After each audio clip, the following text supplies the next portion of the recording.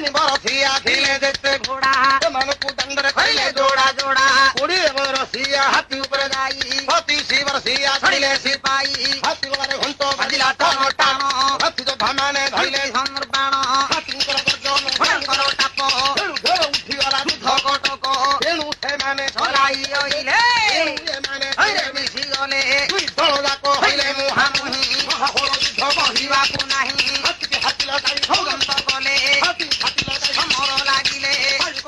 ହଇଲେ ହଣା ହଣି ଚୁଲ୍ଲୁ ହୋଇ ପିଲା ମେଦିନୀ